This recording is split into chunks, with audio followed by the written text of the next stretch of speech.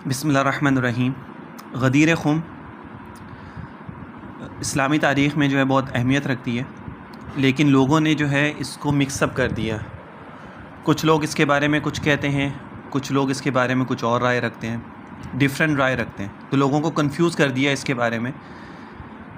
لوگوں کو سمجھ میں نہیں ہے کہ یہ اصل میں حدیث جو ہے وہ کس بارے میں تھی، اور غدیر خم میں آپ صلی اللہ علیہ وسلم کو حضرت علی کے بارے میں یہ الفاظ کیوں کہنے پڑے۔ ویسے تو حضرت علی کی فضیلت کے بارے میں کسی کو شک ہی نہیں ہے، اور ہر مسلمان اپنے ایمان کا حصہ سمجھتے ہیں، اور حضرت علی کی فضیلت کے بارے میں بہت ساری احادیث ہیں، صرف ایک یہ حدیث نہیں، اس کے علاوہ بہت ساری احادیث ہیں، قرآن کی آیات ہیں، تاریخ بڑھی پڑی ہے حضرت علی کی فضیلت کے اندر۔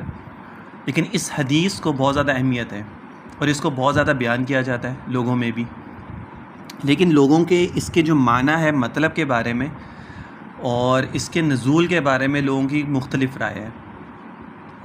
میں جو آپ لوگوں کے ساتھ بیان کرنا چاہ رہا ہوں، مسند احمد کے اندر یہ حدیث ہے، اور یہ کس موقع پہ یہ حدیث آئی اور اس کا پس منظر کیا تھا، اور آپ صلی اللہ علیہ وسلم کو حج کے بعد آتے ہوئے غدیر خم میں ہی کیوں کھڑے ہو کر حضرت علی کے بارے میں یہ الفاظ کہنے پڑے، اس کی ریزن کیا تھی۔ حالانکہ یہ چیز آپ حج کے موقع پہ بھی کہہ سکتے جہاں پہ شاید اس سے زیادہ بہت بڑا مجمع تھا، لیکن اسی مقام پہ آ کے آپ صلی اللہ علیہ وسلم کو یہ بات کیوں کہنی پڑی۔ غدیر خم جو ہے وہ ایک چشمے کا نام ہے ایک چشمہ ہے جس کے نام سے ایک علاقے کا نام مشہور ہے، جو مکہ مدینہ کے درمیان مقام جوفہ سے 3 میل کے فاصلے پر واقع ہے۔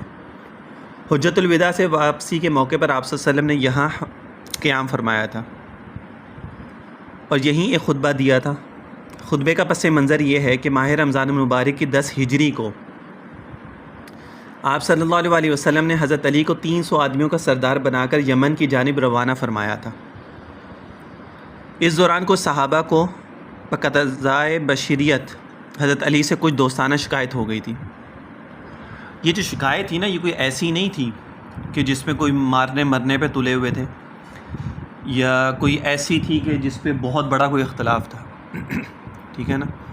آپس میں 2 لوگ جہاں پہ بیٹھے ہوتے ہیں، رائے مختلف ہوتی ہے، لیکن اس میں یہ عنصر نہیں پایا جاتا کہ شاید ان کو کوئی بہت زیادہ اختلاف تھا اور وہ حضرت علی کے پیچھے پڑے ہوئے تھے یا کچھ اس طرح کا تھا۔ تو آپ صلی اللہ علیہ وسلم نے مجمع عام میں حضرت علی کے خلوص اور ان کے مرتبے کا اظہار فرمایا تاکہ لوگوں کے دل صاف ہو جائیں اور حضرت علی کی عظمت کا پتہ چل جائے۔ حدیث کے الفاظ یہ ہیں۔ اب حدیث کیا ہے، اس کے الفاظ کیا ہیں، وہ میں آپ کو بتا دیتا ہوں۔ پس منظر یہ تھا، کچھ صحابہ کا مختلف رائے تھی حضرت علی کے بارے میں۔ جب آپ صلی اللہ علیہ وسلم کو پتہ چلا تو آپ صلی اللہ علیہ وسلم نے اس بات کو کلیئر کرنے کے لیے یہ حدیث وہاں پہ ذکر فرمائی۔ اچھا، حدیث کے الفاظ کیا ہیں میں آپ کو بتا دیتا ہوں۔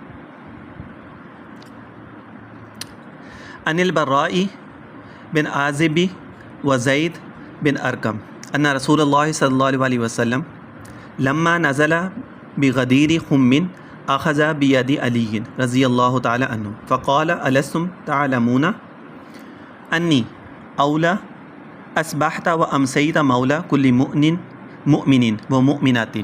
یہ حدیث کے الفاظ ہیں، اور مسند احمد کی حدیث ہے یہ، ٹھیک ہے۔ حضرت براء بن عازب اور حضرت زید بن ارقم رضی اللہ تعالیٰ سے روایت ہے کہ جب آپ صلی اللہ علیہ وسلم نے غدیر خم پر نزول اور قیام فرمایا تو آپ صلی اللہ علیہ وسلم نے حضرت علی رضی اللہ تعالیٰ کا ہاتھ پکڑ کر عام حاضرین اور رفقاء سفر سے خطاب کرتے ہوئے فرمایا۔ اب اس حدیث کے راوی کون ہیں؟ حضرت براء بن عازب اور حضرت زید بن ارقم۔ الستم، آپ صلی اللہ علیہ وسلم نے فرمایا، الستم تعلمون انی اولا بالمؤمنین من انفسہم، کیا تم نہیں جانتے ہو کہ میں مسلمانوں کا اور ان کے نفسوں اور ان کی جانوں سے بھی زیادہ دوست اور محبوب ہوں؟ سب نے عرض کیا کیوں نہیں؟ ہاں بے شک ایسا ہی ہے۔ اس کے بعد آپ صلی اللہ علیہ وسلم نے فرمایا، الست تعلمون انی اولا بکل مؤمن من نفسہ، کیا تم نہیں جانتے کہ میں ہر مسلمان اور اس کے نفس اور اس کی جان سے زیادہ دوست اور محبوب ہوں؟ دوبارہ آپ نے وہی بات وہی الفاظ ریپیٹ کیے۔ سب نے عرض کیا کیوں نہیں؟ ہاں بے شک ایسا ہی ہے۔ اس کے بعد آپ صلی اللہ علیہ وسلم نے فرمایا، اللہم من کنت مولاہ فعلی مولاہ، اللہم والی من والاہ و آدی من آداہ، اے اللہ میں جس کا دوست ہوں تو یہ علی بھی اس کے دوست ہیں، اے اللہ جو علی سے دوستی رکھے تو اس سے دوستی فرما، اور جو اس سے دشمنی رکھے تو اس کے ساتھ دشمنی کا معاملہ فرما۔ یعنی آپ صلی اللہ علیہ وسلم نے اس بات کو کلیئر فرما دیا۔ اگر کسی کے دل میں کوئی تھوڑا بہت بھی حضرت علی رضی اللہ تعالیٰ عنہ کے بارے میں شک و شبہات تھے، یا کوئی دل میں کوئی اختلاف رائے تھی یا اختلاف تھا، تو آپ صلی اللہ علیہ وسلم نے اس بات کو یہاں پر کلیئر کر دیا کہ بھائی اگر تم لوگ مجھے اپنی جان اور اپنے نفسوں سے زیادہ محبوب رکھتے ہو، پسند کرتے ہو، تو پھر حضرت علی کو بھی ویسے ہی سمجھو، کیونکہ جو حضرت علی سے، جو مجھ سے محبت کرتا ہے وہ حضرت علی سے بھی محبت کرے، ٹھیک ہے نا۔ تو آپ صلی اللہ علیہ وسلم نے یہاں پر اس بات کو کلیئر فرما دیا۔ اب یہاں پہ لوگوں نے اس کے اندر اپنی تعویلیں شروع کر دیں کہ یہاں پہ حضرت علی رضی اللہ عنہ کو خلافت کا اعلان کیا، یہاں پہ حضرت علی کو خلیفہ بلا فصل کا اعلان کر دیا آپ صلی اللہ علیہ وسلم نے، اور حضرت علی کو جو ہے پہلا خلیفہ یہاں پہ مقرر کر دیا۔ حالانکہ یہاں پہ خلافت وغیرہ یہاں کی تو کوئی بات ہی نہیں تھی۔ وہ کس موقع کی وجہ تھی کہ جب یمن کے لیے آپ صلی اللہ علیہ وسلم نے حضرت علی کو بھیجا تھا، تو وہاں پہ کچھ لوگوں کی حضرت علی کے ساتھ جو رائے تھی یا اختلاف تھا، تو آپ صلی اللہ علیہ وسلم نے اس چیز کو کلیئر کرنے کے لیے، ٹھیک ہے نا، آپ صلی اللہ علیہ وسلم نے ان لوگوں کو نہیں بلایا کہ تم لوگ سارے ادھر آؤ ذرا، کون کون ہے جو حضرت علی سے اختلاف رکھتا ہے۔ آپ صلی اللہ علیہ وسلم نے مجمع میں یہ بات کر دی کہ بھئی اگر تم مجھے امپورٹنس دیتے ہو تو حضرت علی کو بھی دینی پڑے گی، اور اگر مجھ سے جو محبت کرے گا وہ حضرت علی سے بھی کرے گا، ٹھیک ہے نا۔ تو آپ صلی اللہ علیہ وسلم نے اس چیز کو یہاں پہ آ کے کلیئر فرما دیا تھا۔ یہ اصل پس منظر تھا حدیث کا بھی، اور کس وجہ سے آپ صلی اللہ علیہ وسلم نے یہ سارا وہاں پہ اعلان کیا اور مجمع کے سامنے یہ حدیث کو بیان کیا۔ اس کے بعد حضرت عمر رضی اللہ تعالیٰ عنہ نے حضرت علی رضی اللہ عنہ سے ملے اور ان کو مبارکباد دیتے ہوئے فرمایا کہ تمہیں مبارک ہو اے ابن ابی طالب کہ تم ہر صبح اور ہر شام یعنی ہر وقت ہر مومن اور مومنہ کے دوست اور محبوب ہو گئے، کہ جو آپ صلی اللہ علیہ وسلم نے یہاں پہ یہ بات فرمائی ہے۔ اچھا، اب مبارکباد دینے والے کون ہیں؟ حضرت عمر رضی اللہ تعالیٰ عنہ، جس میں کچھ لوگوں کی رائے یہ ہے کہ حضرت عمر جو ہے اہل بیت کے دشمن تھے۔ اگر دشمن ہوتے تو حضرت عمر وہاں پہ حضرت علی کو آ کے یہاں پہ مبارکباد دیتے۔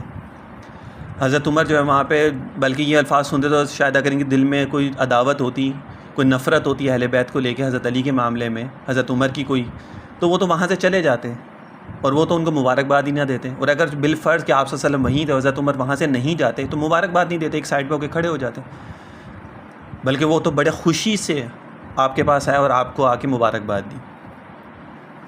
یہ اہل بیت اور صحابہ کے آپس میں محبت تھی، جن کو لوگوں نے جو ہے نا مختلف قیاس آرائیوں کی وجہ سے اپنی تعویلیں نکال کے ایسے ان کو پیش کیا کہ جیسے ان کے آپس میں بڑی دشمنی تھی۔ یہ تفصیل تھی اس کی، شارٹلی جو میں نے آپ کو بتا دی۔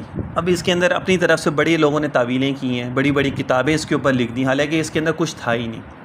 یہ صرف اتنی سی بات تھی، جو حدیث میں بھی الفاظ ہیں وہ بھی میں نے آپ کو پڑھ کے سنا دی، اس کی ٹرانسلیشن بھی میں نے آپ کو بتا دی۔ الفاظ اتنے سے تھے بس اس کے اندر، اس سے زیادہ تفصیل نہیں ہے۔